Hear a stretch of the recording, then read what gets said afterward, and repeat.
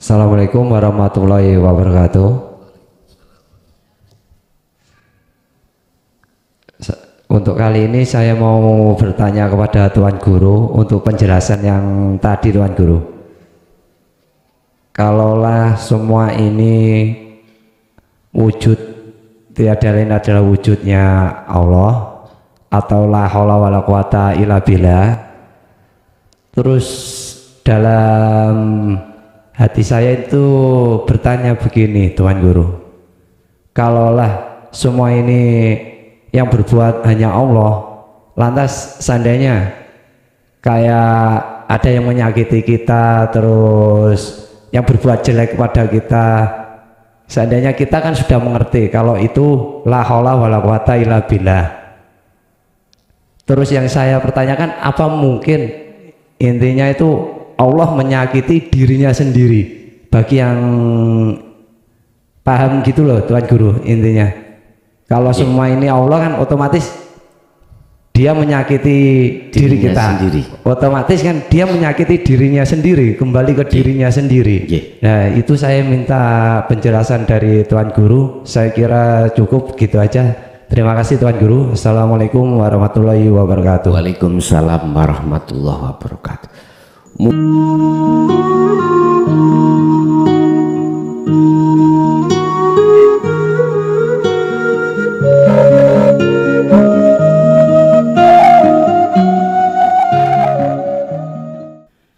Assalamualaikum warahmatullahi wabarakatuh. Waalaikumsalam warahmatullahi wabarakatuh. Perkenalkan Gus, saya nama Munawar, asal dari Jambi, tapi kelahiran asal Kediri. Jambi aslinya, tapi Kediri, nikah ya. di Kediri. Ya, Nggih. yang sudah pas Rejab kemarin sudah beat. Dan ini saya nggak bertanya Bus, namun ponakan saya namanya Pendi pada tanggal 10 Muharram kemarin sudah beat. Pada malam hari ini pada tanggal 1 kemarin meninggal. Jadi saya minta doanya pada Pak Gus dan kepada jamaah. Niku istri, Anak keponakan. oh anak Anak keponakan saya yang namanya Muhammad Yudi Effendi. Itu aja Gus, kami mengucapkan terima kasih. Satu amaliyah termasuk jenengan kirim dungo. Niku kan akmal Pak ya. Diterima Allah kalau posisi hati jenengan itu duduk di tajalli. Innama yataqabbalullah minal muttaqin. Sesungguhnya amaliyah yang diterima oleh Allah adalah amaliyah yang bersumber dari hati yang bertakwa. Hati yang bertakwa adalah hati yang duduk di tajalli. Imannya hanya pada Allah. Berarti jenengan waktu membaca doa-doa itu, apakah kirim Fatihah yang ditujukan pada orang tua, hatimu lepas keakuan dirimu yang melakukan. Dan otomatis kalau itu sudah terjadi akan muncul rasa iman di dalam hatimu, keakuannya Allah yang berlaku. Itulah sifat jais. Inilah kiriman sing iso nyampe. Inilah kiriman bahasa syariat, inilah doa yang diterima oleh Allah. Injih. Ada lagi?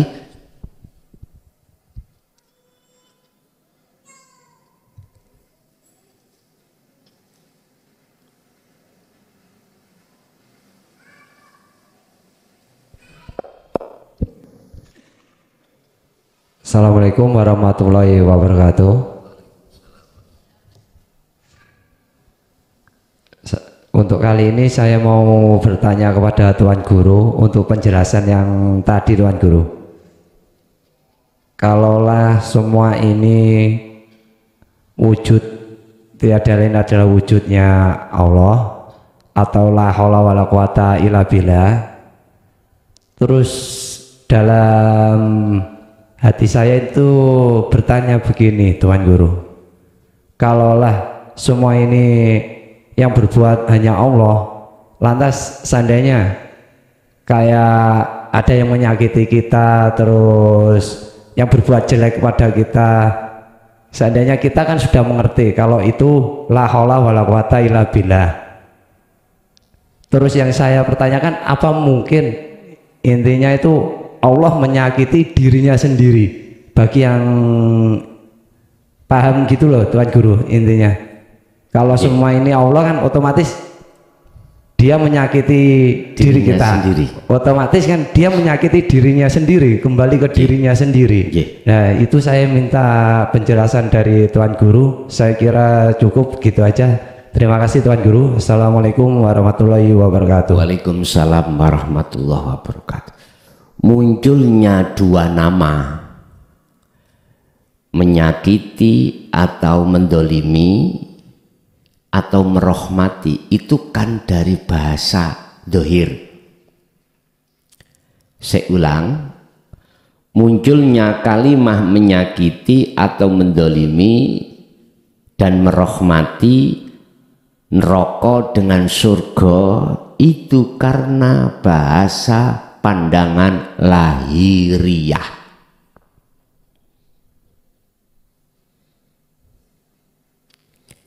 Sebab apa? Kita manusia itu dikelompokkan menjadi dua kelompok. Kalau bahasa basiroh, peninggal ati, itu ada dua golongan.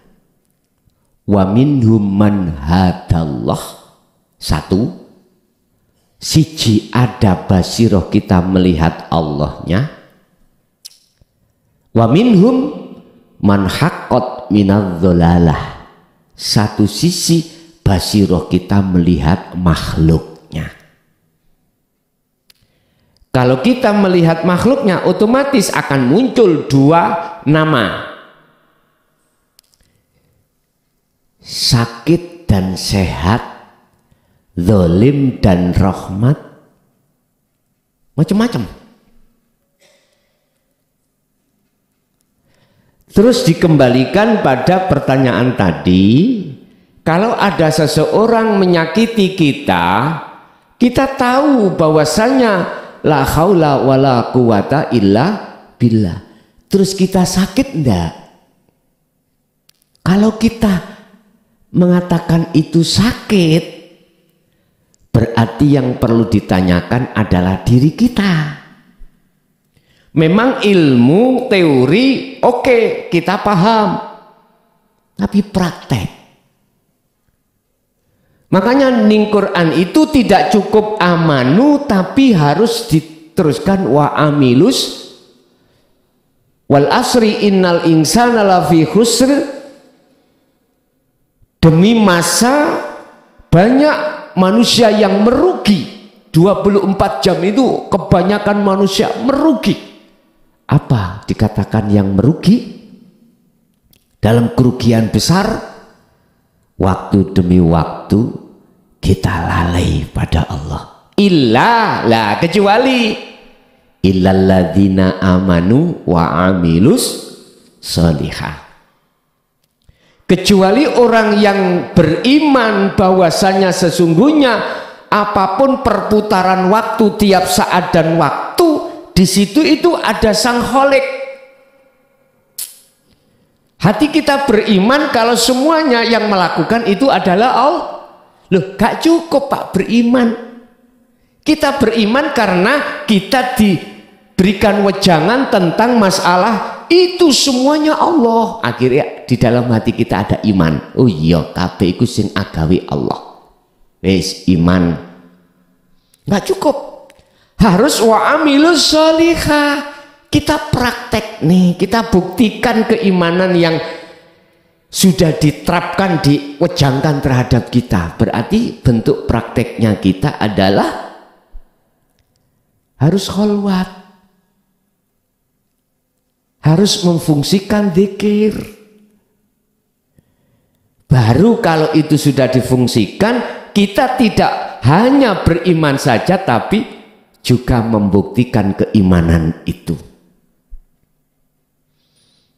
Siapapun panjenengan kalau rohaniyah jenengan ini duduknya sudah wa amilus sholihah, mboten tadi sakit niku.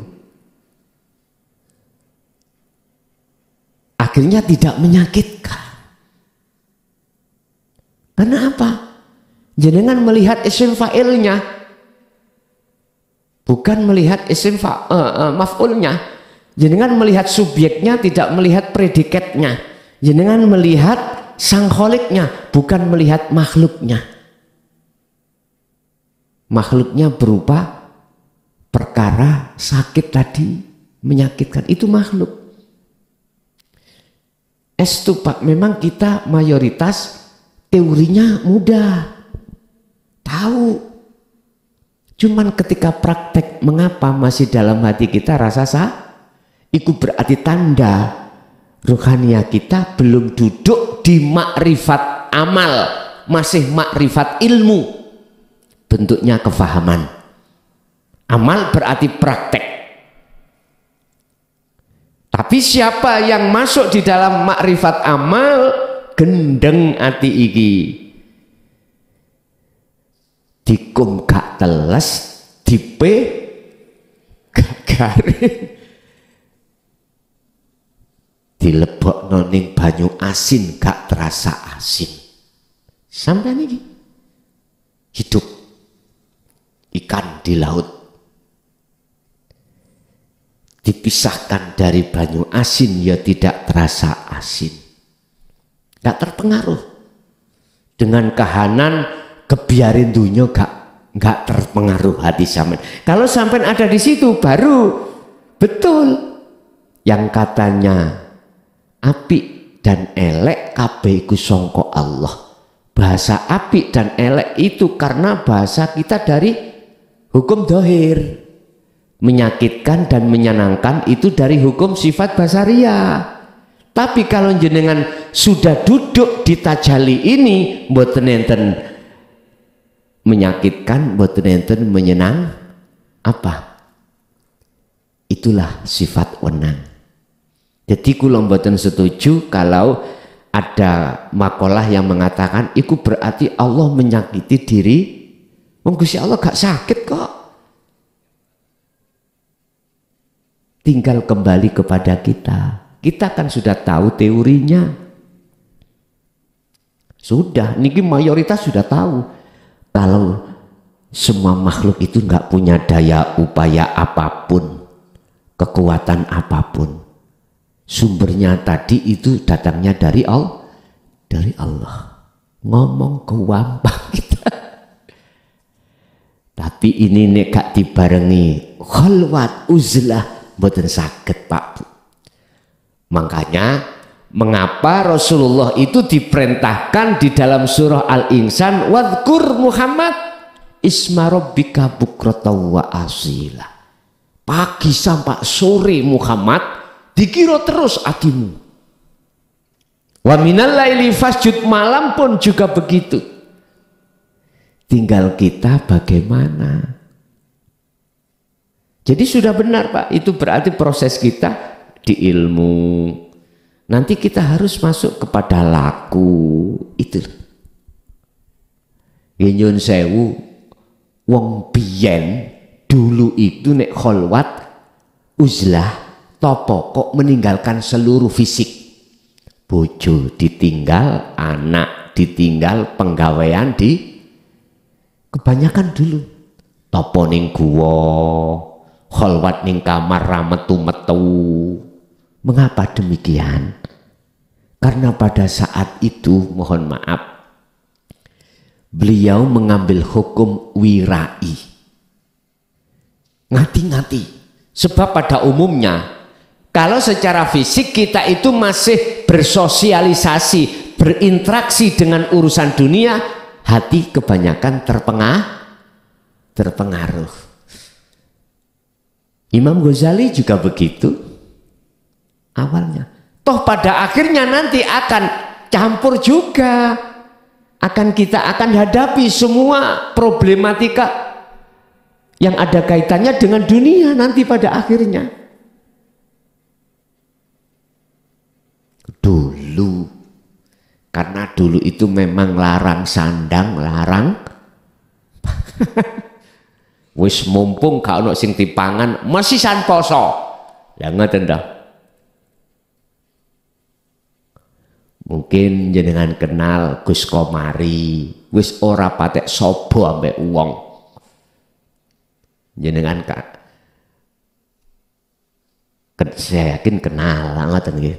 Itu ada kisah di Mojokerto, itu ada kisah, gak usah tak ceritani secara umum, gak usah.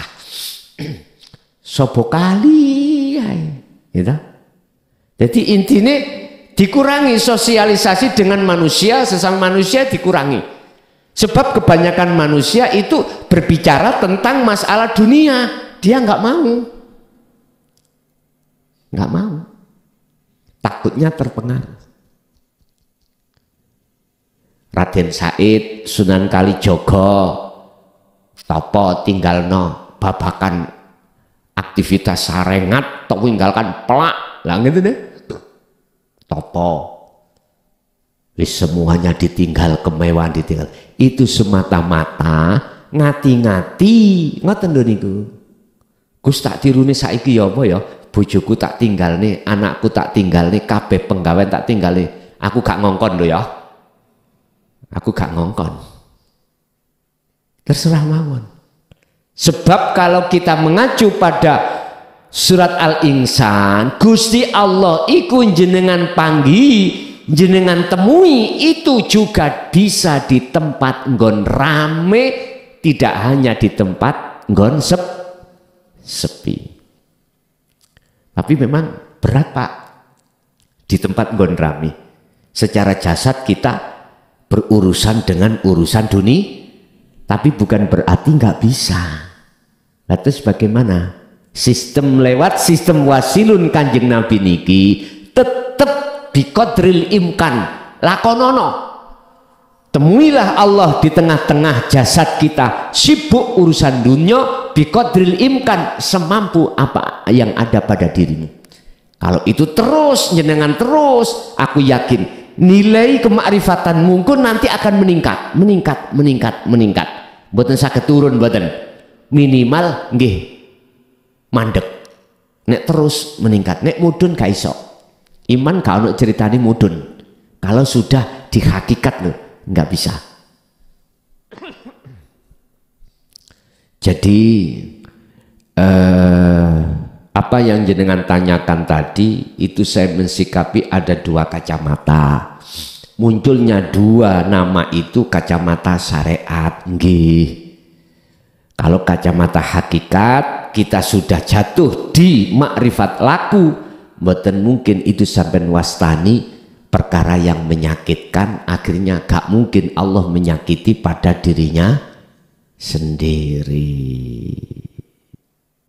Nggih, ada lagi? Assalamualaikum warahmatullahi wabarakatuh. Gus, tepangaken kula asma Dwi, asal saking Banjarnegara, tinggal wonten Bekasi, Jawa Barat.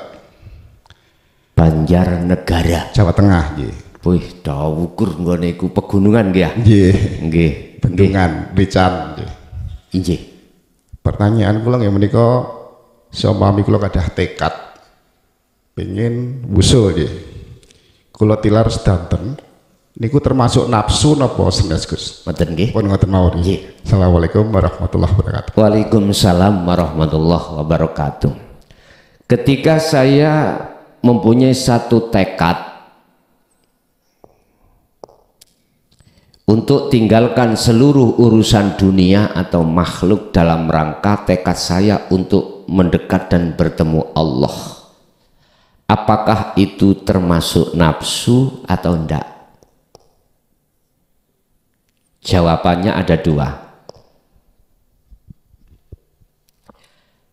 Orang yang mau berkholwat, tinggalkan seluruh urusan dunia. Kholwat itu maksudnya apa? Artinya yakfur bitauhuti wa yu'min billah. Niku kholwat. Tinggalkan ruhaniyah ini selain Allah, termasuk anak, istri, harta benda, tinggalkan. Itu namanya kholwat. Wa yu'min billah, untuk bertemu pada Allah. Kalau kita bahasa cinta, tinggalkan hati kita cinta pada selain Allah, dan untuk membenahi hubungan langsung cintanya pada Allah. Pertanyaanku, Allah itu ada di istri enggak? Ada. Nek cara kula wani nambah. Kata tinggalno malah Itulah Rasulullah.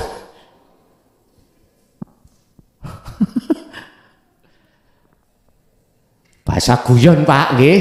Bahasa guyon. Makanya saya itu punya istri, membebaskan saya untuk menikah lagi demi Allah. Ono istri sing kaya ngono. Di welcome, piro di welcome, tapi ono syarate.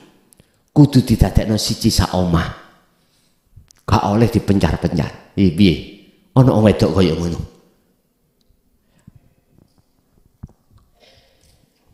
Bon, wis gak usah ngomong tutuk ngono. Apakah saya tekad tinggalkan selain Allah secara fisik dalam rangka saya itu uzlah kholwat pada Allah, itu nafsu apa ndak? Bon, kita bicara nafsu, nun vaksin artinya diri. Tinggal diri itu kembali ke taholli apa ke tajali.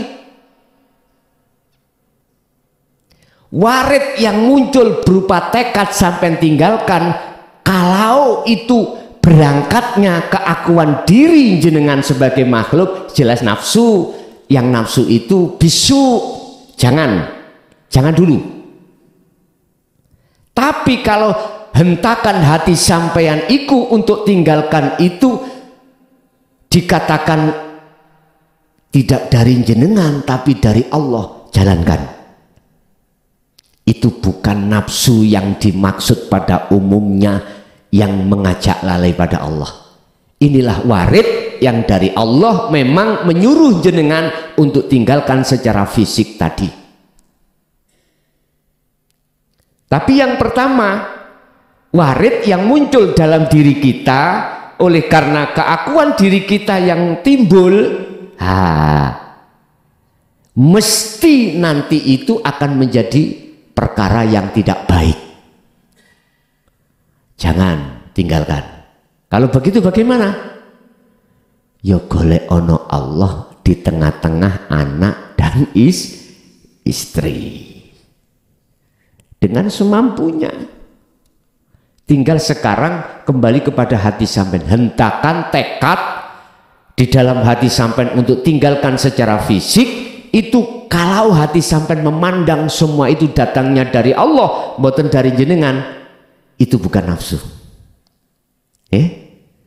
Mumpung durung umpama, ayo diteliti dulu. Sebab Syekh Ibnu Athaillah mewanti-wanti terhadap kita, janganlah setiap kehendak itu ada kepentingan hawa. Contoh, Allahu Akbar, sholat nggih, adzan teko, isya. Ada hentakan ingin melaksanakan sholat isya. Teliti dulu. Keinginan iradah dalam hati kita itu dari mana? Apakah warid minallah, apakah warid minasyaiton? Nah itu tadi warid minasyaiton, jangan dulu. Bersihkan dulu. Kekarepan, kalau timbul keyakinan dari kita kekarepan, itu berarti minasyaiton.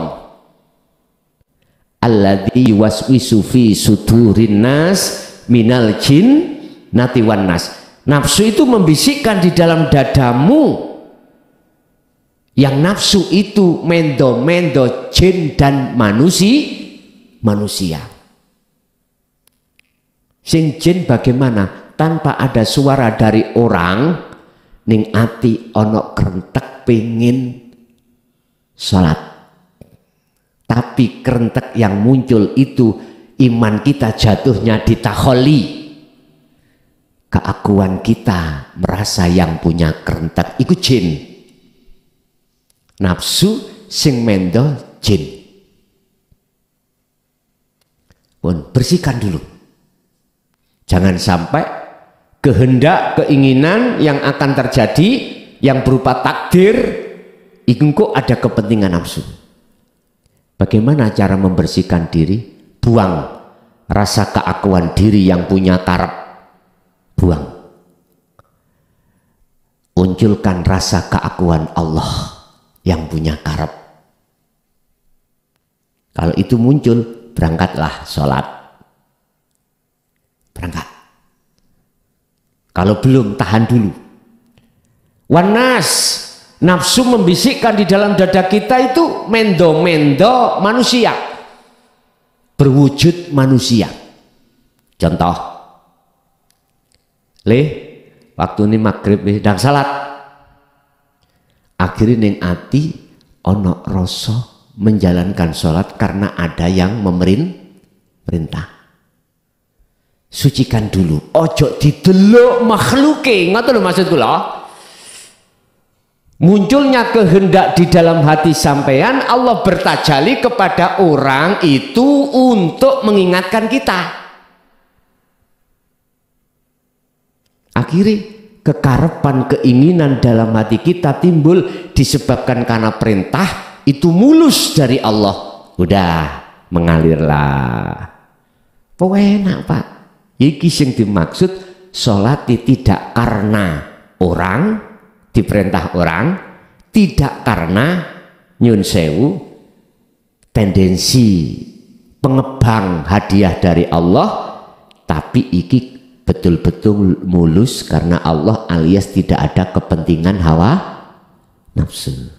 Silahkan tinggalkan semua secara fisik duniawiyah, manakala di dalam hati sampan betul-betul iku warid minallah. Harus begitu, nggih. Ada lagi?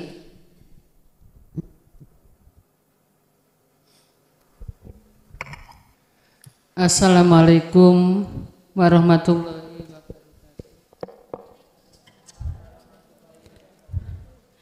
Gus, saya jamaah YouTube channel Jaya Baru. Pada malam hari ini ada yang saya tanyakan terkait posisi saya masih tahap belajar untuk sirul asrornya. Di saat jalan sirul asrornya itu yang ada kedamaian jiwa, ketentraman, tidak ada beban hidup, melangkah kemanapun ringan. Tapi di saat sirul asrornya hilang, itu kadang lupa, kadang ingat, tapi kebanyakan lupanya. Itu melihat sesuatu, menjumpai sesuatu itu kalau tidak sesuai dengan fakta, tidak sesuai dengan akal pikiran, tidak sesuai dengan keinginan hati, itu yang ada marah-marah dan emosi yang meluap-luap.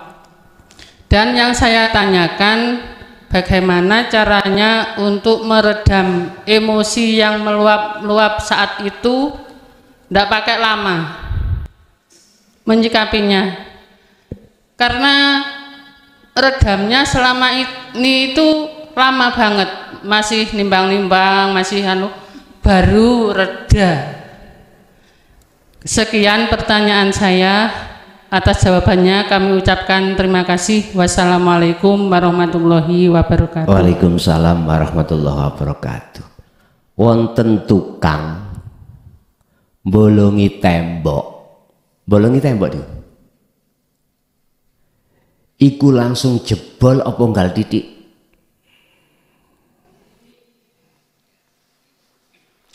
Eneng tukang disuruh untuk membolongi. Apa membolongi? Melubangi. Maklum SD gak lulus. Melubangi tembok itu dengan alat sederhana, dengan alat yang di atas sederhana, dengan alat yang paling canggih. Iku nggak mungkin langsung jebol, ada proses. Tur temboknya itu kandel, tebal dan tipisnya juga menentukan lama dan tidaknya si tukang menembus lubang itu. Kita Pak Bu mulai akil balik, hati kita langsung teringgapi penyakit syirik khafi. Mulai akil balik. Ada iman selain Allah. Imanku dalam hatiku ngomong, berhubung saya ini haus minum air, akhirnya air itu aku beriman bisa menghilangkan rasa loh, syirik sudah saya.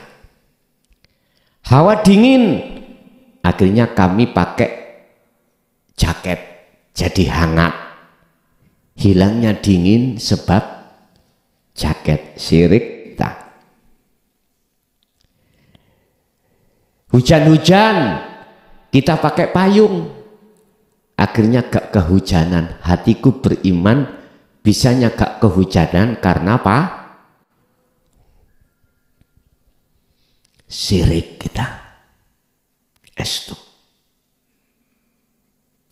Allah ya Karim. Sampai puluhan tahun ini fi qulubihim maradum fazadahumullahu marada. Di dalam hati kita itu ada satu penyakit, manakala penyakit itu tidak lekas kita operasikan, maka bertambahlah penyakit itu, bertambah tebal. Ibarat hijab dalam hati kita pada Allah, tiap saat dan waktu kita tambah. Semakin lama semakin tebal.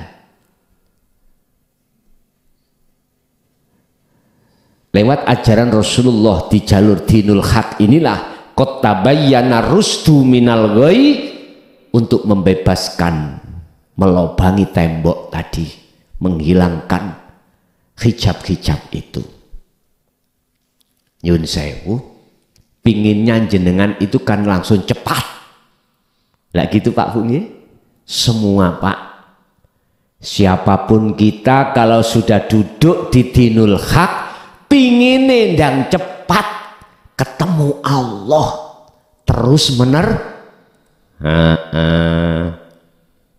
tapi ingat, sistem di dalam itu kita makhluk nggak bisa menghilangkan keakuannya kalau tidak Allah yang menghilangkan.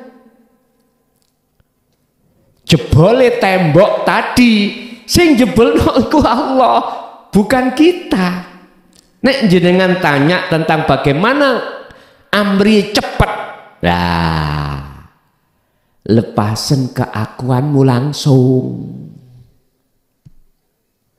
Lepaskanlah keakuan dalam diri kita, sing nyapo-nyapo. Berarti keakuan dalam diri kita bisa jadi kita, makhluk, atau makhluk yang lain yang ada di dalam hati kita.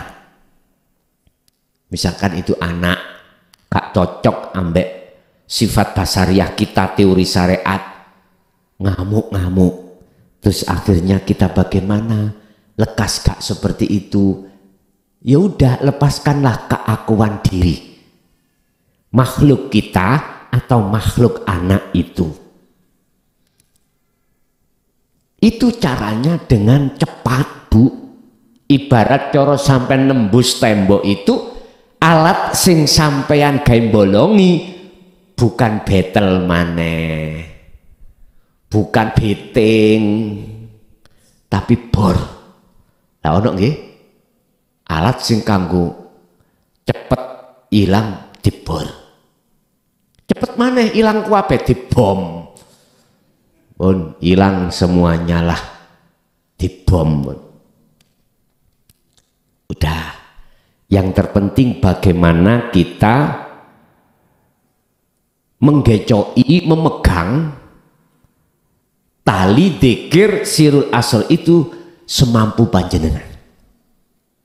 Mboten napa-napa jenengan paksa, monggo Cuman biar jenengan tidak terlalu beban, wis gecokono zikir itu semampu jenengan.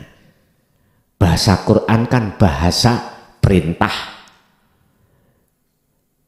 Sehingga ada satu makalah manjada wajada. Sopo sing temen terus ya bakal cepet ketemu. Jadi nek jenengan pengen cepet lekas itu mang langsung klik nang Allah, ya langsung lepaskanlah keakuan diri sebagai makhluk dan makhluk yang lain yang masuk dalam hati kita. Baru teng mriku bakal mboten muring-muring. Sejarah mengapa Nabi dan Rasul hanya Muhammad yang bisa mensyafaati? Karena hanya satu-satunya beliau Nabi Muhammad ketika kaum itu menolak ajaran beliau, beliau itu gak langsung muring-muring. Umpama hatinya timbul muring-muring sampai sempit dadanya, Allah mengingatkan fasabbih birabbika sucekno. Artinya ojo ndelok kaummu Muhammad tapi ndelok di dalam itu sing genahno ya aku, deloken akunya. Surat Al-Hijr ayat 94 sampai 99, ketika Rasulullah menyampaikan dinul haq dengan terang-terangan, mohon maaf, mereka yang tidak bisa menerima meluap amarahnya. Sampai ceritanya itu kaum Taif ya, tidak hanya menolak tapi menyakiti Rasulullah dengan cara dilempar dengan kotoran onta, dengan batu. Bahkan di kaum kafir Quraisy, Abu Jahal, Abu Lahab merencanakan ingin membunuh Rasulullah. Gak cukup menolak. Nek cara bahasa saya, ya lah son, ak musik di WA diceluk anjing, diceluk dipanggil babi ya wis ngamuk-ngamuk. Bagaimana Muhammad dulu? Sama. Toh pada akhirnya beliau bisa dikatakan mensyafaati umatnya karena posisi makrifatnya beliau itu dimaksum. Dimaksum, bukan dimahfud. Bukan, dimaksum. Maksum itu baik tidurnya maupun gak tidurnya, ruhaniyah selalu makrifat datang Gusti Allah. Masih ada? Monggo.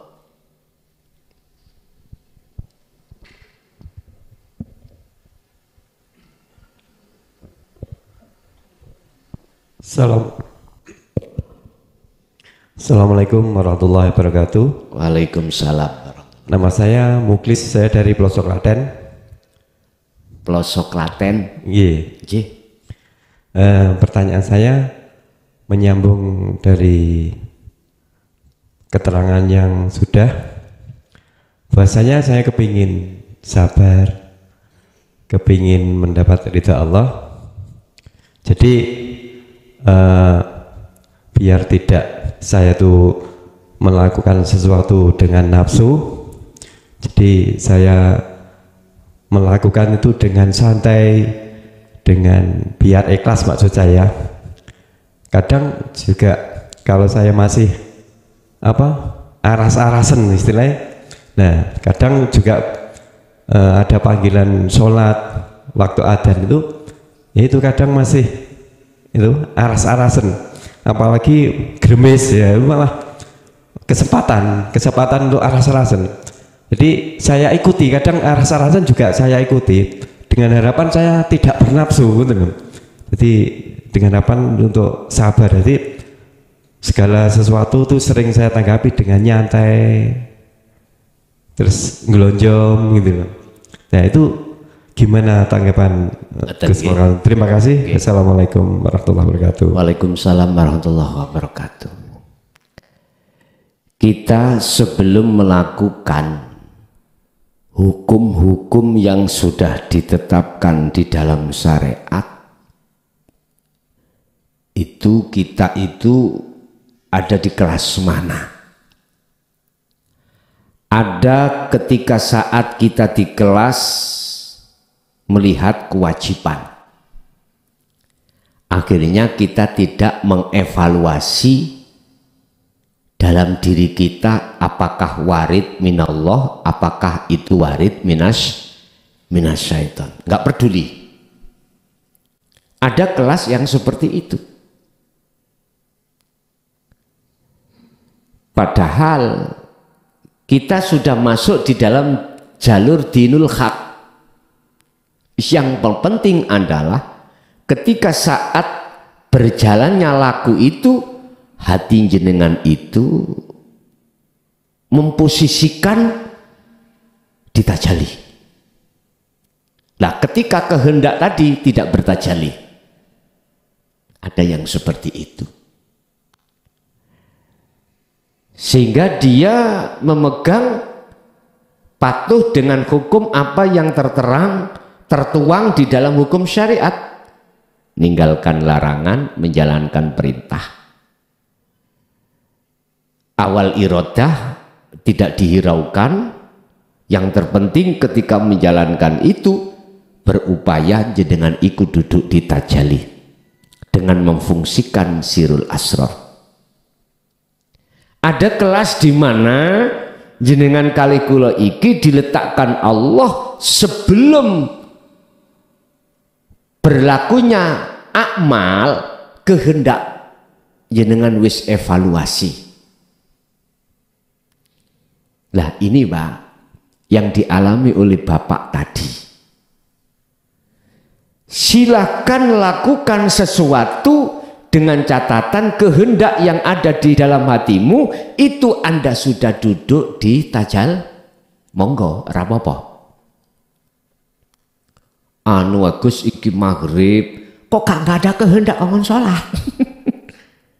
Kok malah hatiku enjoy niku kok nyawang semuanya Allah. Nah, iki wong nek salah penglihatan dari luar, wong jobo iki sing gak paham mesti nyalahno jenengan. Padahal jenengan posisi rohanian jenengan sudah menanti-nanti dengan bentuk mengikuti arus kehendak di dalam hati sampean dari Allah, tidak mau dari nafsu. Orang yang tidak sepaham, seiman, baik secara ilmu atau laku, mesti komentari rada ora penak banget nggih. Tapi mereka yang betul-betul satu iman di dalam dinul haq, makrifatnya sudah laku, boten ilmu, boten bakal nyalahno, boten kira nyalahno. Yes Bapak, mengapa dia itu tidak menyalahkan? Karena prinsip dia seperti itu yang menggerakkan siapa? Dia gak seperti itu siapa? Jadi orang lain itu hanya melihat akunya Allah. Akhirnya tidak menyalahkan tindakan apapun dalam diri jenengan. Lah pertanyaannya bagaimana jenengan diposisikan seperti itu tidak akan pernah melakukan sesuatu manakala rohaniah sampean iku mulai kehendak itu sudah sampean, hati-hati kalau tidak duduk tajalli gak dilakukan, monggo miturut jenengan kelas yang ada di situ diletakkan Allah, baik miturut Allah, monggo rapopo. Tapi mesti ini dibantah Pak. Saya mengatakan dibantah oleh siapa? Mereka-mereka yang tidak menyelami keadaan rohaniah jenengan. Mesti dibantah. Dibantah. Tapi kalau sudah menyelami keadaan jenengan, gak mungkin wani bantah. Bagaimana saya bisa membantah? Wong saya itu sudah tidak ada. Bagaimana mungkin saya bisa melihat Allah? Wong saya makhluk itu sudah tidak ada. Apa mungkin perkara yang tidak ada bisa melihat yang ada? Nggak mungkin tak? Apakah bisa perkara nggak ada itu bisa menghukumi yang ada? Nggak bisa. Yang bisa menghukumi yang ada, yang bisa melihat yang ada, hanyalah yang ada sendiri. Sing pojok, Gus bingung aja. Ora apa-apa, engko ae dingen-ngen arepe turu kok. Mboten napa-napa, Pak. Jenengan tidak lekas untuk melakukan tindakan karena sibuk jenengan iku metani keadaan rohaniah. Dengan prinsip saya tidak akan mau melakukan sesuatu kalau ada kepentingan nafsu, sekalipun itu bertentangan dengan hukum syariat.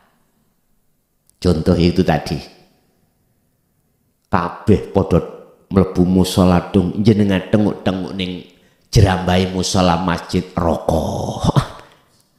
Ati sampean iki mang tajali nang Allah. Sik durung ana perintah untuk salat, menunggu. Ora apa-apa, ing monggo jenengan. Saged dipahami nggih?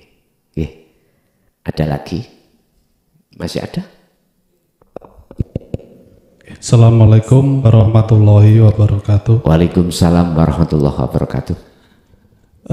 Yang saya mau tanyakan tadi Pak Yai bilang orang ibadah itu yang penting ahwal tajali. Embuh iku klambimu putih, abang, kuning, sing penting ahwalnya. Terus tadi dikaitkan dengan embuh agamamu opo, sing penting tujuannya ke Tuhan. Terus yang mau saya tanyakan, kenapa Allah memberikan syariat, ajaran syariat yang dilewatkan kepada Kanjeng Nabi Muhammad? Padahal kalau dalam kacamata syariat, selain Islam itu kan kafir, kan gitu. Lah tadi dikatakan ibaratnya semua agama itu kan benar kalau dilihat dari kacamata hakikat. Itu yang saya tanyakan, apa alasannya Allah menurunkan ayat-ayat syariat? Itu yang pertama. Yang kedua, berhubungan dengan bulan Rajab, itu kalau menurut syariat kan disuruh membaca sholawat yang sebanyak-banyaknya. Dengan ayat innallaha wal malaikatahu yusholluna 'alan nabi ya ayyuhalladzina amanu shollu 'alaihi wasallimu taslima. Itu kan Allah malaikat membaca sholat pada Kanjeng Nabi. Kita sebagai seorang iman juga dianjurkan baca sholawat. Terus ini konteksnya kemana? Kalau kita Allah itu baca sholawatnya Kanjeng Nabi itu gimana? Kita sebagai seorang beriman itu sholawatnya Kanjeng Nabi gimana? Bahkan ada hadis-hadis lain kan kalau baca sholawat ini manfaatnya ini. Itu Gus. Terima kasih. Assalamualaikum warahmatullahi wabarakatuh. Waalaikumsalam warahmatullahi wabarakatuh. Syariat itu apa? Thariqah itu apa? Hakikat ma'rifat itu bagaimana? Kita urai dulu. Sebelum kita urai, syariat apa yang diembankan Kanjeng Nabi Muhammad itu juga tidak sama syariatnya Rasul sebelum Kanjeng Nabi. Tapi kalau hakikatnya semuanya sama. Semuanya sama. Dah. Syariat itu apa sih? Adalah sistem ilmu untuk membenarkan laku-laku yang ada pada setiap thariqah. Boleh saya katakan ilmu. Contoh, sholat.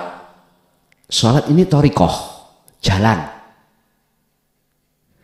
Bagaimana kita caranya sholat dengan benar?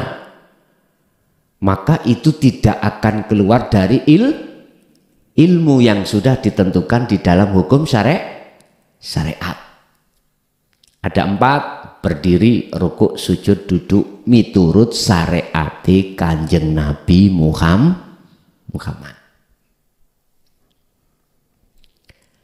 Sebelum kita melaksanakan sholat, kita wajib terlebih dahulu tahu dan mengerti bagaimana sah dan tidaknya sholat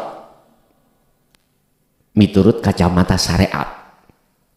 Ini kan ada kaitannya dengan jasmani.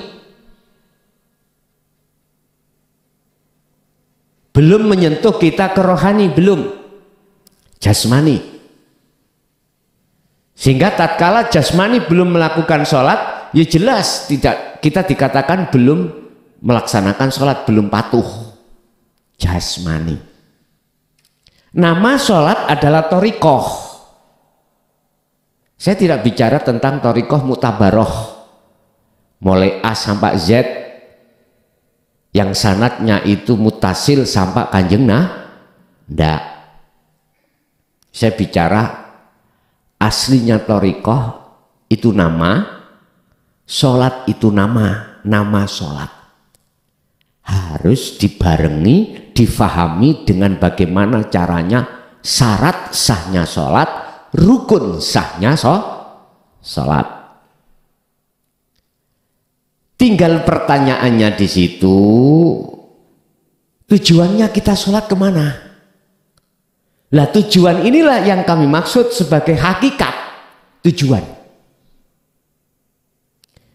Lah hakikat adalah tujuan, manakala tujuan itu kita tidak tahu, nggak mengerti, nggak nok ngelmune untuk mendorong tujuan, ya bagaimana mungkin kita bisa sampai pada tujuan? Makanya lewat ayat huwallazi arsala rasulahu bil huda wa dinil haq, aidinut tauhid.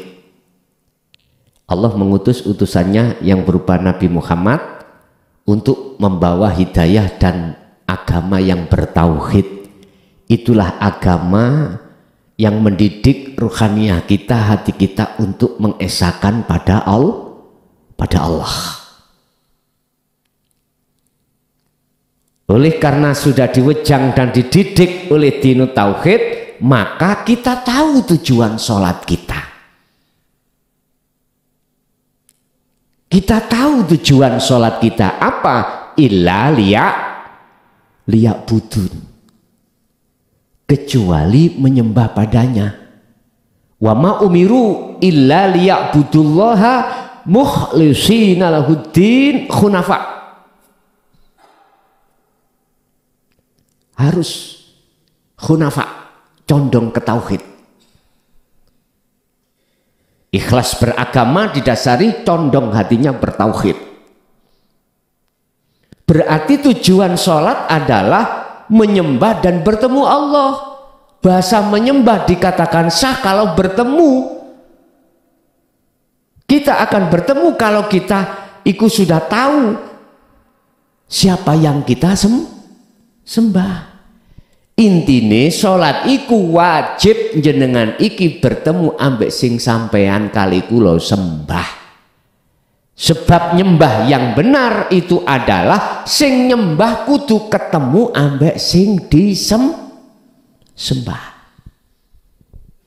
Berarti kita tidak cukup untuk berbicara tentang syariah saja, tetapi harus berbicara secara hakikat.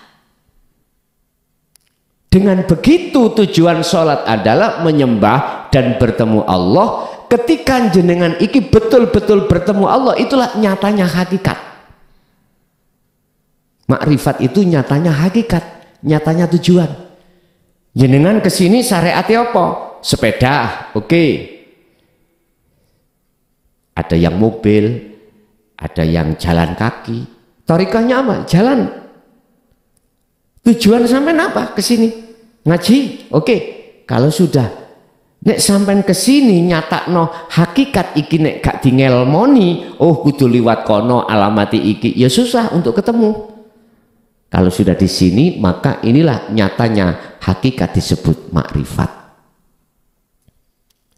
Dari pertanyaan apa maksud dan tujuan Allah memberikan syariat terhadap Nabi Muhammad terhadap kita? Semata-mata itu supaya kita mau mempergunakan untuk bertemu Allah. Tujuannya di situ. Allah mendatangkan hukum syariah itu adalah sebagai pengetahuan secara jasmani kita supaya hablum minan nas itu benar. Allah mendatangkan hukum hakikat terhadap baginda Rasul supaya ruhaniyah kita hablum minallah, hubungan langsung pada Allah itu biar benar. Loh, di situ loh. Sehingga jikalau ini kita pahami kedua-duanya, maka bagaimana kita menseimbangkan antara hukum syariah dan hukum hakikat. Kalau kita sudah sampai pada nyatanya hakikat di sini, kita tidak akan berkomentar orang lain salah. Tidak. Karena semua itu kehendak Allah. Kita tidak akan pernah khilaf Pak dalam hukum apapun. Manakala jatuhnya ruhaniyah kita sudah pada di titik makrifat. Karena siapapun Anda kalau sudah di titik makrifat, Anda pasti mengatakan semua datangnya dari Allah. Kalau aku menyalahkan sama halnya aku menyalahkan keputusan Allah. Keputusan Allah. Lah tentang agama tergantung kita memandang dari sisi mana. Kalau kita memandang dari sisi kacamata syariat, selain wong Islam berarti musyrik. Lah ngeten nggih? Otomatis sampai kapan kita berdebat tentang masalah ini? Apakah kita mesti sudah benar di mata Allah ketika saat kita patuh hukum syariat sementara hakikat kita tinggalkan? Miturut kacamata hakikat. Lah iki saya jawab, mohon maaf sebelumnya, sebab saya memakai dua kacamata. Kalau kacamata syariat, insya Allah jenengan iki yang benar. Ngoten nggih. Walaupun tidak, ruhaniyah kita tidak berhakikat pada Allah. Insya Allah. Karena miturut pandangan syariat. Makanya siapa yang bersolawat itu miturut hadis dan lain sebagainya. Bla bla bla bla bla. Wong Kanjeng Nabi, wong malaikat, wong Gusti Allah itu juga bersolawat kok. Lah ngoten nggih. Apa sih bersolawat itu? Solawat itu bagaimana? Nanti itu yang kedua. Tapi kalau kita sudah masuk kacamata hakikat, kacamata hakikat itu kacamata memandang ruhaniyah Pak, betul memandang jasmaniyah. Beda nanti jawabannya. Kami tidak mengatakan semua agama itu sama dalam pandangan syariat loh ya. Kalau dalam pandangan hakikat beda. Saya menjawab pandangan hakikat, apapun baju yang kita pakai, casing yang kita pakai, di mata Allah, tidak di mata pandangan manusia, itu sama.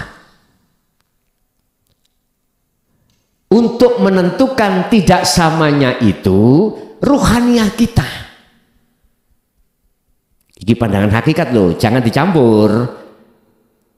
Innallaha la yanduru ila suwarikum wa amwalikum walakinallah yanduru fi qulubikum. Allah gak ndelok status casing kita Pak. Allah melihat keadaan hati kita bagaimana.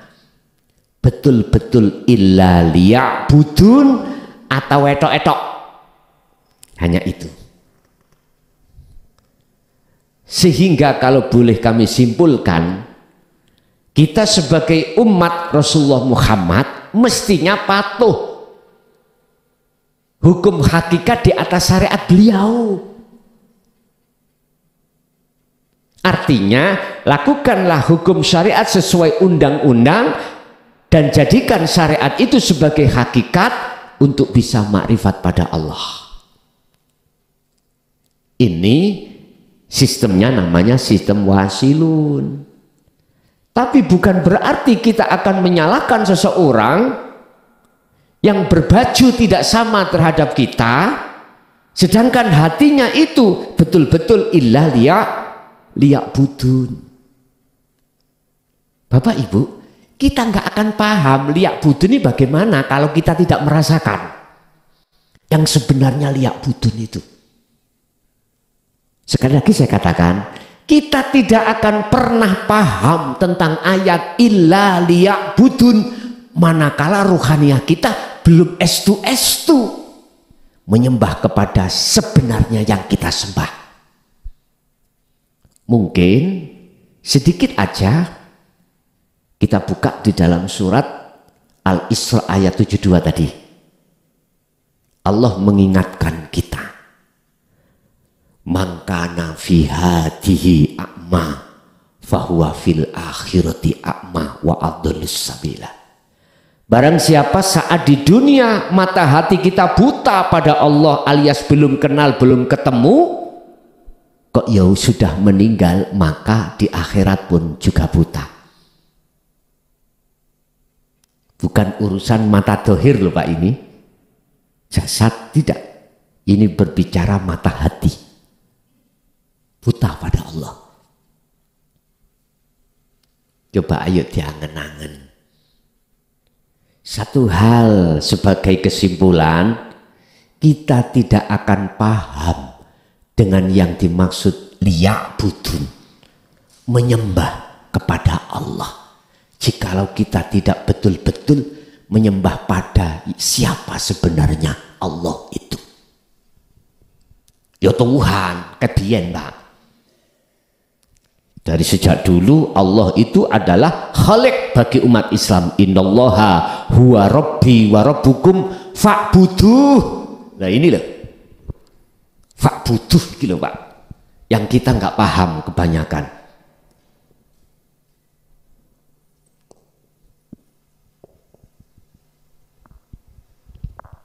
Kembali kemana siapa ini? Hak ini kembali ke Allah. Allah mencerminkan nama. Janganlah kau menyembah namaku, sifatku, zatku, tapi sembahlah aku. Jikalau Anda ingin tahu sebenarnya aku yang di dalam Al-Quran ana, iki sampeyan gosok. Nurullah iki sampeyan ilangno. Dunia saisine sampeyan ilang. Termasuk keakuan diri hamba, makhluk. Baru Pak. Maka di dalam thariqah ada istilah dzikir nafi isbat. Itu ada di situ. Nafikan la ilaha, isbatkan ilallah di dalam hatimu. Kembali kepada pertanyaan, apa maksud Allah mensyariatkan terhadap Muhammad seperti ini? Jawabannya adalah supaya kita memanfaatkan hukum syariat ruhaniyah itu bisa makrifat pada, berhubung kita tidak diajarkan tentang hukum hakikat. Nggih nyuwun sewu Pak, siapapun kita, sholat pun tidak akan ruhaniyah hati kita menghadap Allah. Sampak-sampak pernah dalam satu hadis Rasulullah itu memberikan hadiah serban hijau terhadap para sahabat. Siapa yang bisa sholat khusyuk tak kasih serban hijau. Gak ada yang bisa. Sekalipun itu Sayyidina Ali saat itu bukan perkaranya beliau nggak bisa. Itu mempunyai makna. Siapapun kita, apapun aktivitas kita, apapun status kita, nggak akan pernah bisa kita itu waktu sholat khusyuk ketemu Allah jikalau mengingkari dari ajaran dinut tauhid dan untuk diamalkan. Nggak bisa. Bukan perkara ini beliau nggak bisa. Itu contoh. Kalau itu tidak bisa, hanya bisa pada Kanjeng Nabi, bagaimana status hadis yang mengatakan shollu kama ra'aitumuni usolli, sholatlah kau seperti apa kau melihat bagaimana aku sholat.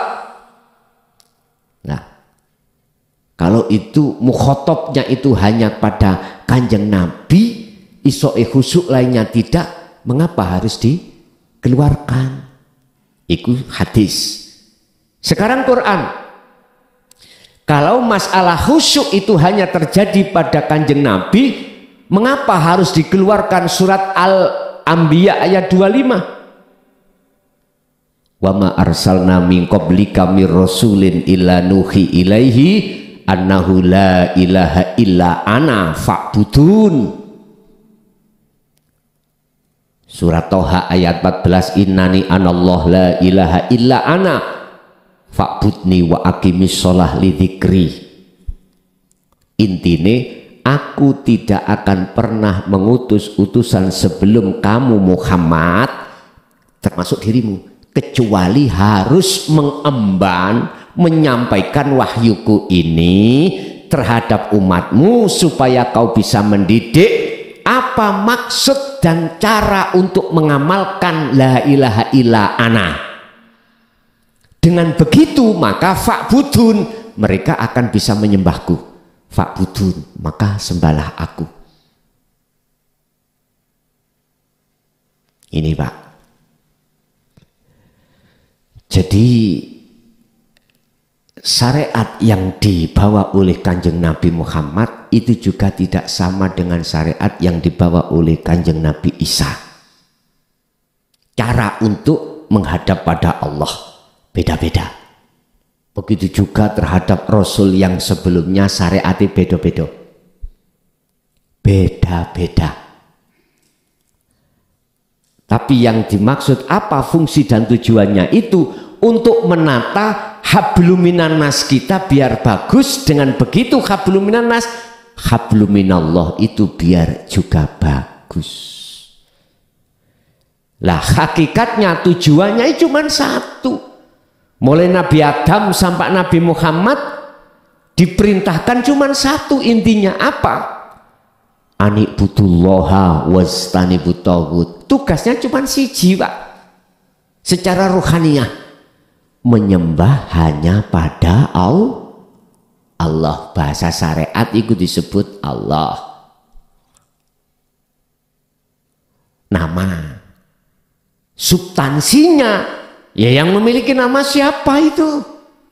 Lah syariatnya pada zaman Rasul Nabi Adam itu siapa? Namanya siapa? Nabi Ibrahim siapa? Cuman substansinya, keruhaniannya sama, yaitu Rob, Tuhan. Tuhan secara umum, kita ngomong secara umum, makanya di dalam Al-Quran juga membahas Rob secara umum. Wa anibu, dan balio sira kabeh ila rabbikum, maring pangeranmu sira kabeh. Berarti kalau kita bicara Rob Tuhan, berarti tidak hanya umat Islam, untuk semuanya. Tapi di situ tafsirnya muhakamah ila rabbikum ay Allah. Lah ngena. Itu untuk umat Islam sesuai syariatnya. Mangkana fiha wa man kana yarju liqa rabbih. Lagi liqa rabbih. Liqa itu ketemu Pak.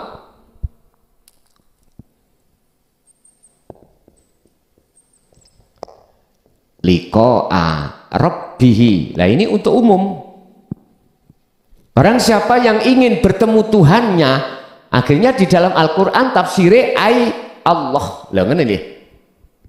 Kalau di dalam di luar agama Islam, rabbihi berarti Tuhane. Tuhane siapa namanya? Kalau orang yang sudah duduk di hakikat, apalagi sudah sampai makrifat, tidak fanatik dengan nama. Air ketika kita masukkan gelas, dalam gelas jahe, ya kita mengatakan wedang jahe. Asalnya air. Terus di situ kita campur di gelas itu kopi. Kita menyebut wedang kopi, terserah. Cuman aslinya ahad, air. Ada syarat dua, barang siapa yang ingin bertemu Tuhannya, pertama adalah falyakmal amalan solihan, bagusen bangunan atimu iku bagusono atimu ing ngersani Allah, ruhaniyahmu ing mata Allah. Apa tauhidnya? Tinggalno iman selain Allah, tinggalnya iman selain yang ahad ini. Berarti sudah tidak terikat dengan nama kopi, dengan nama jahe, dengan nama teh, macam-macam, tidak terikat. Yang kedua, wala yusyrik bi ibadati rabbih ahada. Jangan ada makhluk di dalam hatimu. Berarti kembali ke ahad, kembali ke air. Udah.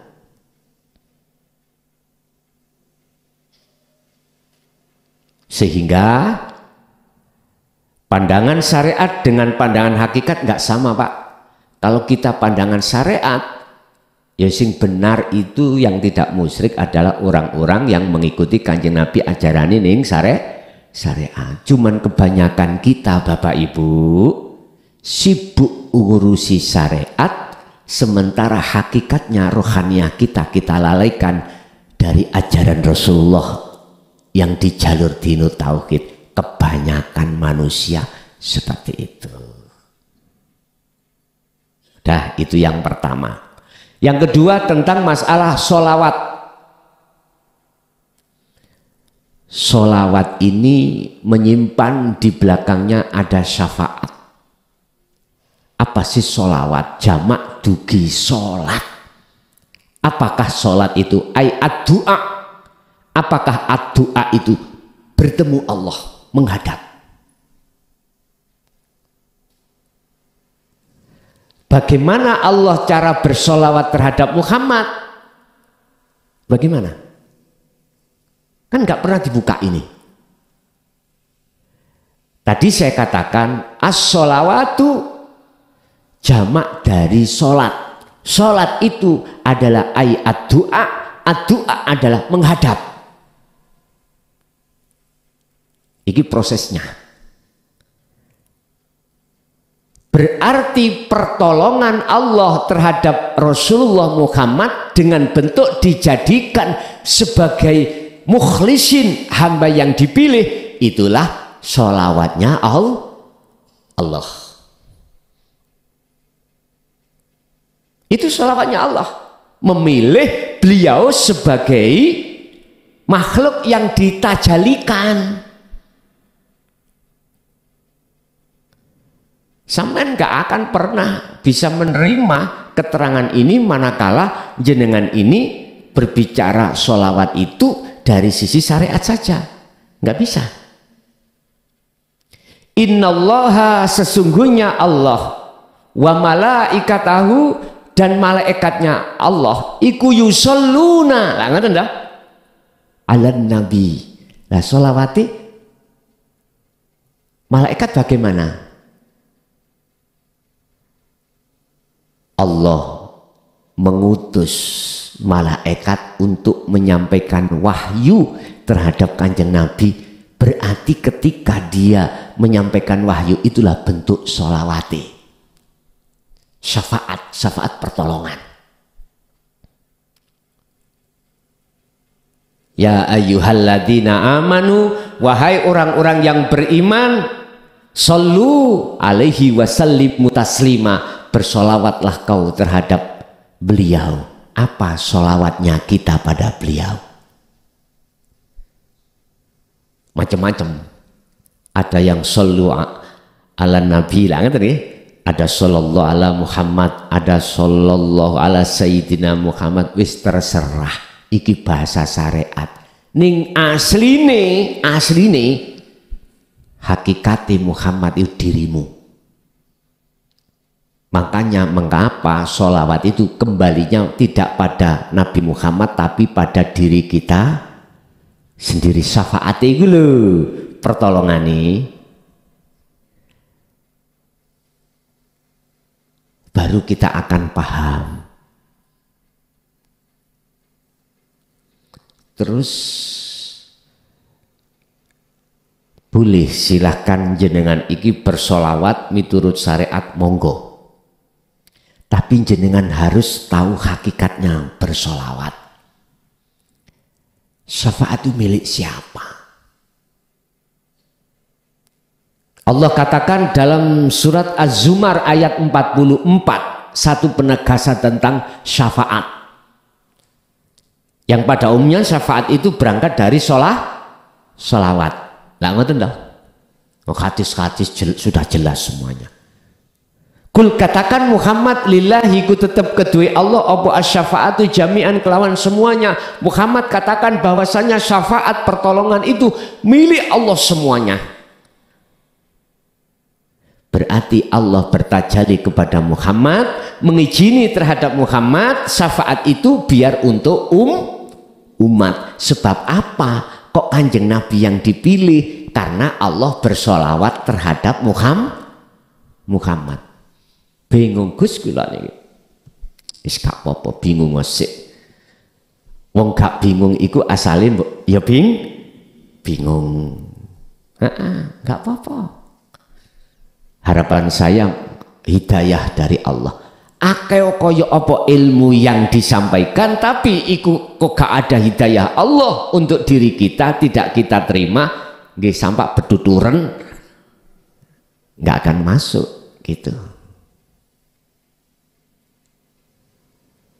Kita bersolawat silakan, dikeh-kehne hadis ya sudah jelas menganjurkan supaya kita bersolawat dengan cara bacaan bagaimana, monggo. Wong Allah iku ya bersolawat kok. Tapi maksudnya, hakikatnya Muhammad siapa?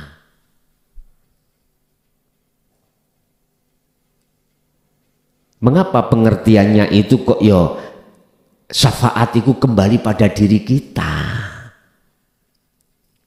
Muhammadur Rasulullah, yaitu kita Muhammad, makhluk kita itu tidak akan pernah bisa bergerak kalau tidak digerakkan Allah.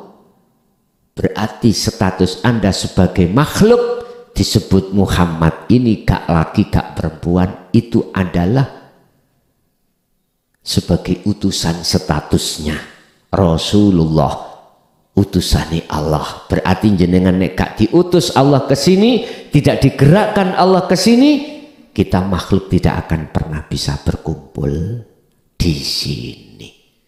Makanya tinggal iman kita melihatnya di mana? Kemana? Melihat Allahnya atau melihat makhluknya diri kita? Kalau melihat diri kita otomatis dalam diri kita ngaku-ngaku kita bisa ke sini karena diri kita sendiri. Terserah milih yang mana, monggo sakerso. Nah, terus kesimpulannya syafaat itu bagaimana? Milik Allah. Itu yang diberikan kepada kita sebagai makhluk. Bentuknya apa? Jenengan iki bisa bergerak, mata bisa melihat, telinga bisa mendengar, mulut bisa bicara, jantung bisa berdenyut, napas bisa keluar dan masuk, dan itulah syafaat Allah, pertolongan Allah. Tinggal hati kita lari kemana imannya, itu aja. Masih ada?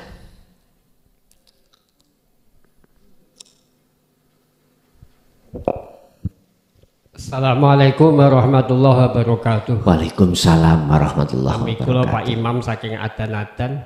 Ngapunten Yai, kawula nyuwun solusi inggih punika wonten dawuh aulad putra niku dipun fitrahaken suci lajeng dados Nasrani utawi Majusi tergantung abawen. Nggih. Niku ngapunten nyuwun penjelasan. Matur nuwun. Wassalamualaikum warahmatullahi wabarakatuh. Waalaikumsalam warahmatullahi wabarakatuh. Kullu mauludin yuladu alal fitrah. Setiap bayi yang dilahirkan ikut dalam keadaan suci. Maksudnya ruhaniyah, belum kecampuran urusan dunia.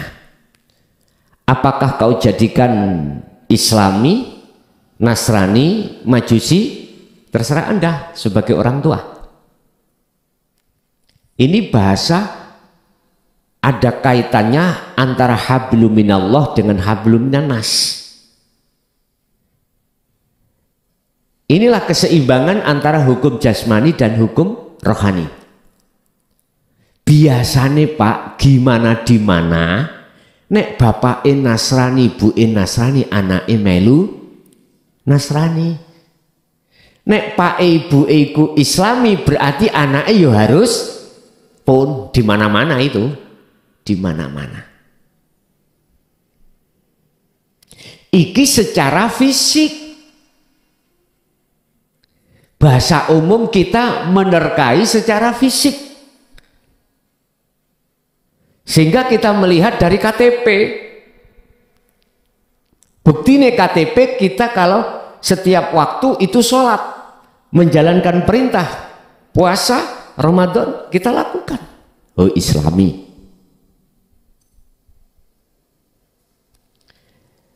Kita melihat secara fisik. Oh ben dino minggu nang gereja Nasrani. Lah ngaten nggih. Pendidikane iki sebatas jasmani. Semuanya kita itu diberikan pilihan oleh Allah miturut hukum syar'i. Hukum dohir hablum minan nas kita dikasih terserah. Allah memberikan hukum-hukum di situ, kita disuruh milih. Walana a'maluna walakum a'malukum lakum dinukum waliyadin. Terserah. Cuman ruhaniyah bagaimana? Ruhaniyah ini bagaimana? Kalau dalam Islam saya tidak akan pernah ragu. Kalau di dalamnya itu ada dinul haq, saya nggak ragu.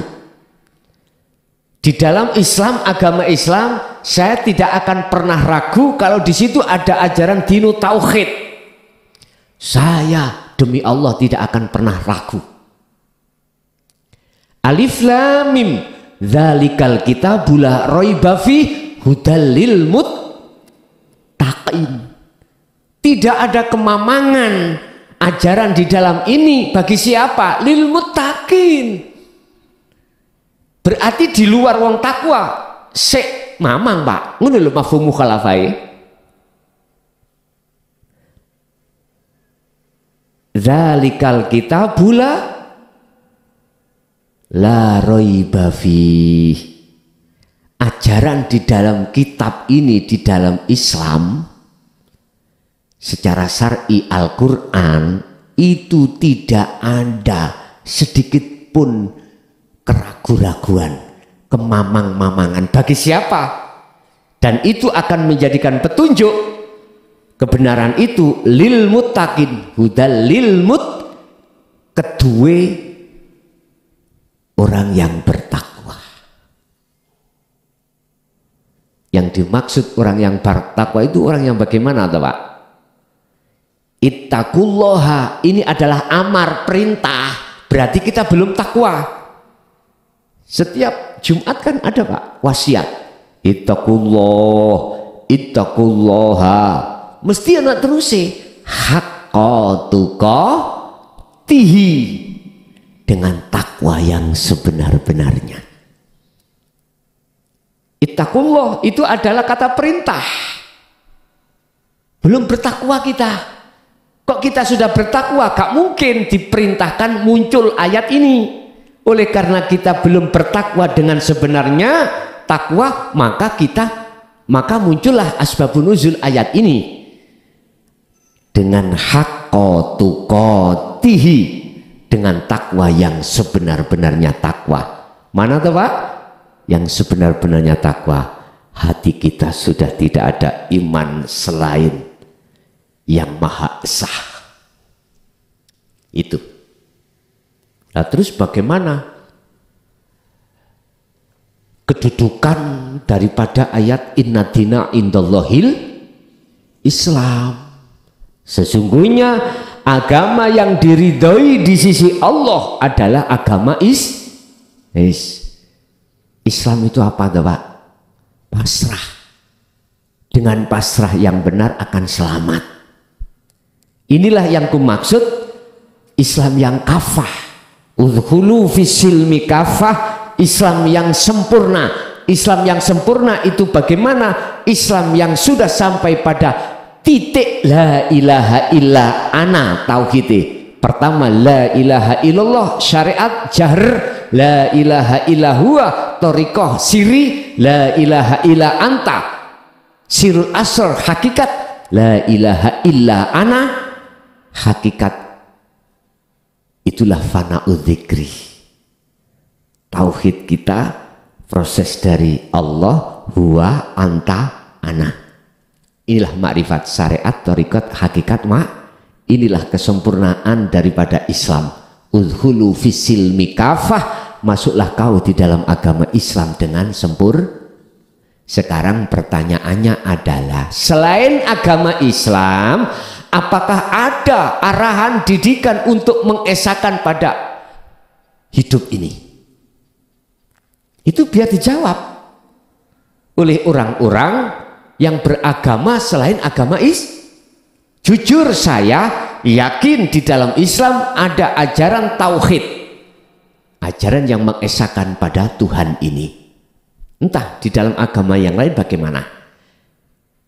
Jadi yang dimaksud indallahil Islam, di mata Allah, tidak di mata manusia. Tidak hanya jasmani tapi rohani. Kita itu muslim, agamanya Islam.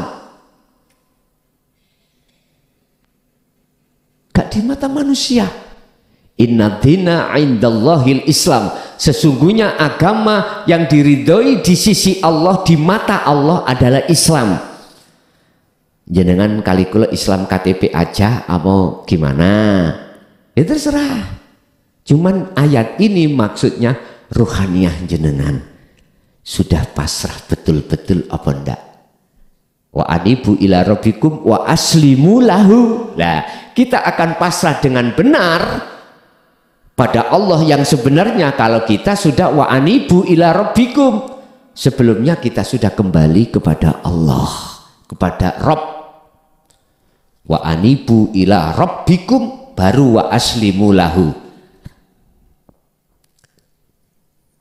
Wa anibu ila rabbikum, setelah itu wa aslimu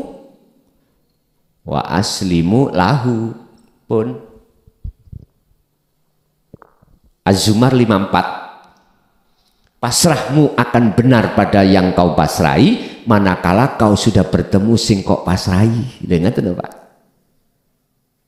Kita bawa sepeda motor, di tengah jalan kita ingin beol. Pak, titip sepeda ya ini ya. Tapi kita nggak kenal siapa dia. Ternyata dia itu adalah curanmor. Wena, iki namanya kutuk marani suntuk.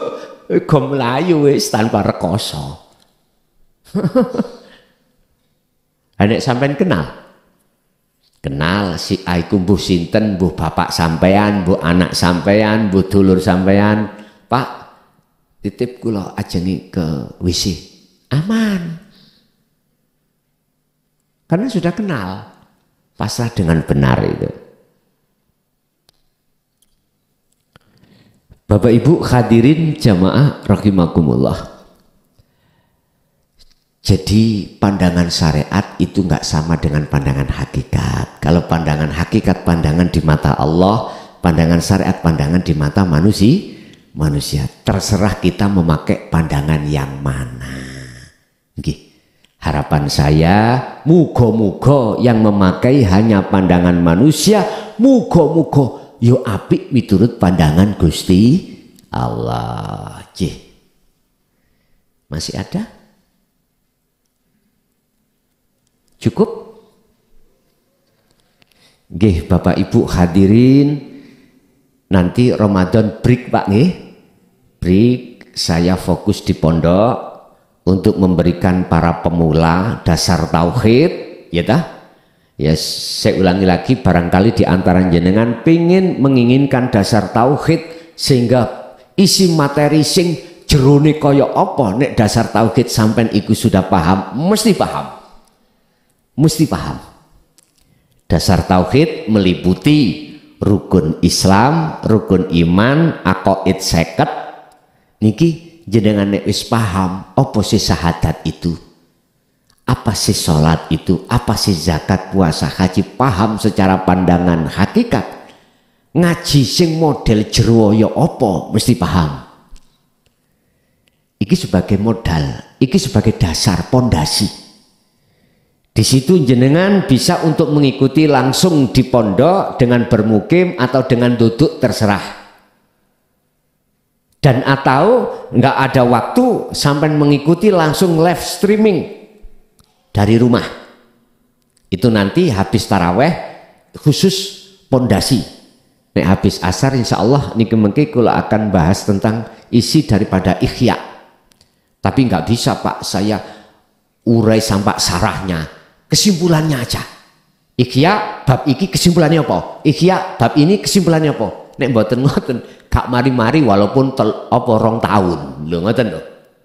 Sebab tidak hanya 1 jilid di situ. Jadi saya harus mengambil substansinya aja, makhlus syahidnya. Trono sing diji wis tuwek-tuwek, gak butuh ngaji jaitun kaya ning pondok-pondok kasawen. Wis maksudnya apa? Lah ngoten lho. Nggih niku mantun asar lah mengke mantun tarawehnya itu dasar tauhid ngaten. Bapak Ibu hadirin jamaah rahimakumullah, itulah apa yang telah diberikan Allah, ilmu yang hanya sebutir debu dari Allah, semoga menjadi ilmu yang bermanfaat dan barokah terhadap kita dan keluarga kita ila yaumiddin. Lahumul Fatihah.